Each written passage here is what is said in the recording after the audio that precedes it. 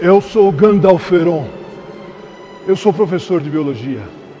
Eu ensino biologia há muitos séculos.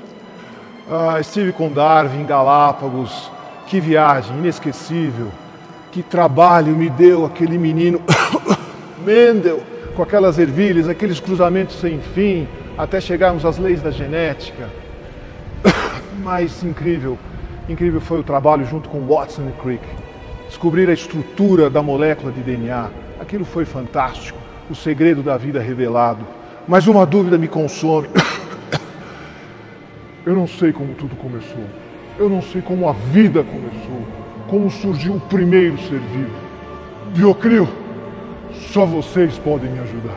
Me ajude.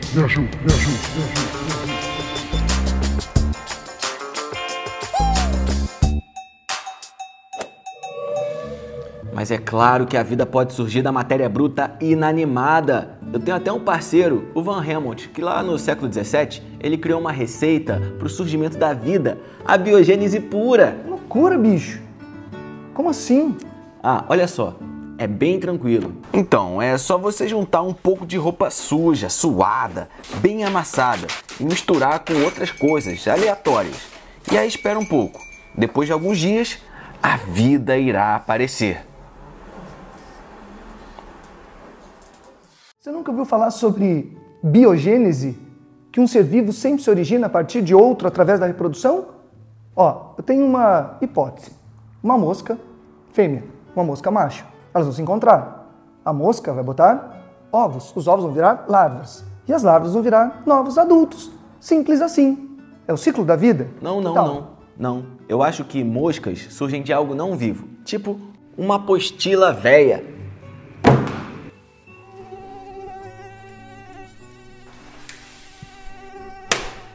Me prove o contrário. Então tá bom. Eu vou mostrar para você um experimento feito pelo meu amigo Francesco Redi no século XVII. Ele pegou vários potes de vidro e dentro deles colocou carne e peixes frescos. Metade dos potes ele cobriu com uma tela e a outra metade deixou aberta. Nos potes abertos, depois de alguns dias, surgiram larvas que se transformaram em moscas adultas. Nos potes cobertos com a tela, nada aconteceu. A conclusão: a carne não gera larvas. A carne não gera larvas. Um ser vivo sempre surge a partir de outro ser vivo pré-existente. Não me convenceu. Putz! Vou tentar pela última vez. Vou mostrar o que o meu amigo Louis Pasteur fez lá no século XIX. Ele colocou um caldo rico em moléculas orgânicas dentro de um frasco que tinha um tubo bem grande. Depois ele aqueceu esse tubo de vidro e o deixou bem tortão, na forma de um pescoço de cisne. Ele ferveu o caldo nutritivo e desta maneira matou todos os micróbios presentes no líquido, tornando-o estéril, sem vida. Mas por que isso? Simples, pois com o tubo curvado os micróbios não conseguem entrar no experimento e o líquido permanece estéril, viu?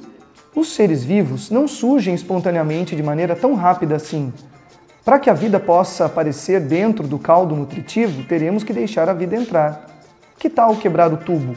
Foi isso que Pasteur fez. Os micróbios entraram e deram continuidade ao processo de desenvolvimento da vida. Pasteur comprovou que um ser sempre surge a partir de outro já existente. Gostou? Te convenci? Mas eu tenho uma dúvida. Se um ser vivo sempre se origina de um outro organismo, então como é que surgiu o primeiro? Então vamos começar com uma teoria chamada de panspermia cósmica. É a teoria da origem extraterrestre. Ela propõe que inicialmente a vida surgiu em outros planetas e chegou até aqui através de meteoritos. Na verdade, moléculas orgânicas presentes em meteoritos deram condições para que outras moléculas mais complexas pudessem se desenvolver, até o aparecimento da primeira célula. E a primeira célula, primeiro ser vivo. Tipo, sabe assim.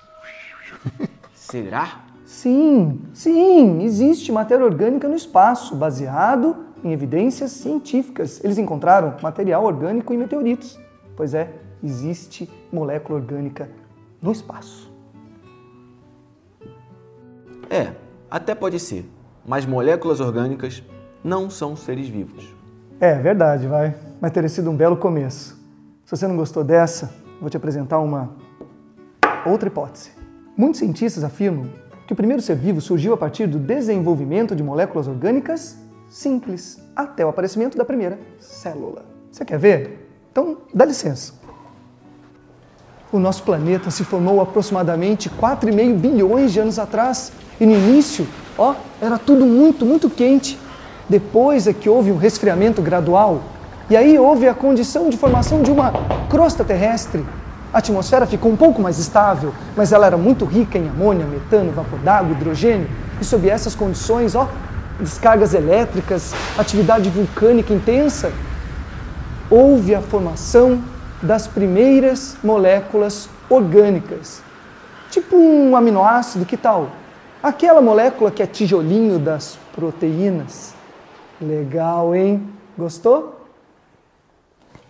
E aí, o que você achou?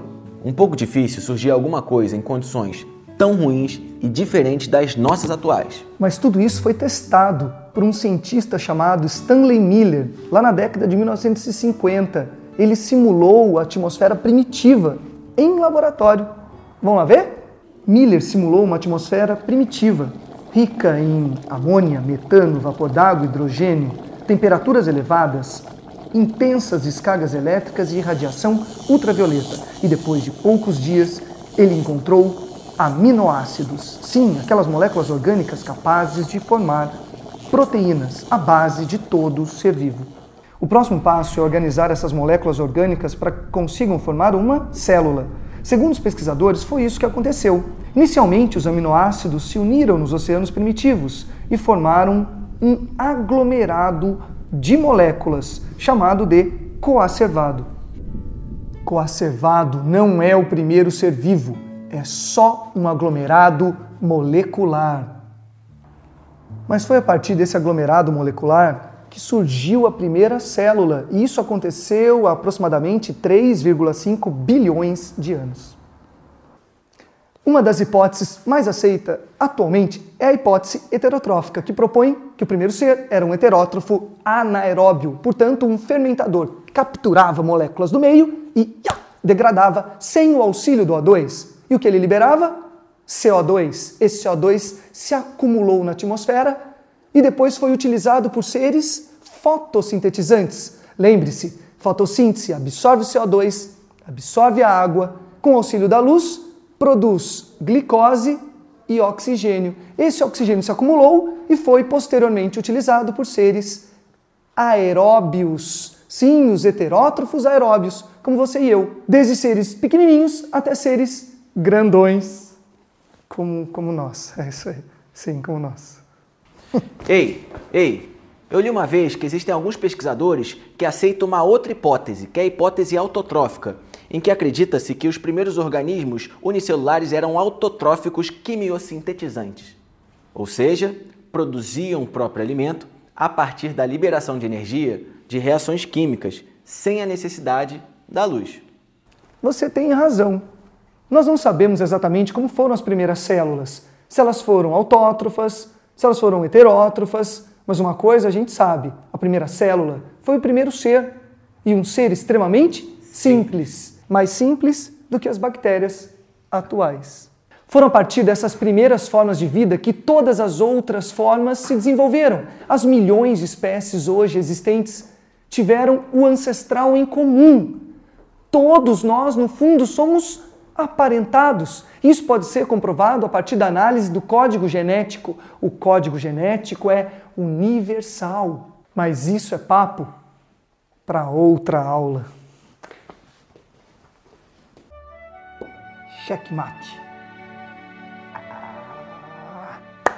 Que tal agora a gente chamar o mestre Gandalferon para saber o que ele achou de toda essa nossa discussão, hein? Bora! Vamos lá? Vamos! Gandalferon!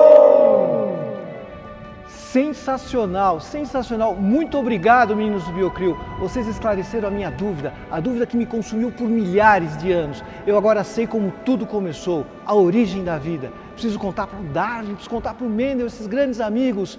Muito obrigado. Como dizem por aí, beijinho, beijinho. Tchau, tchau.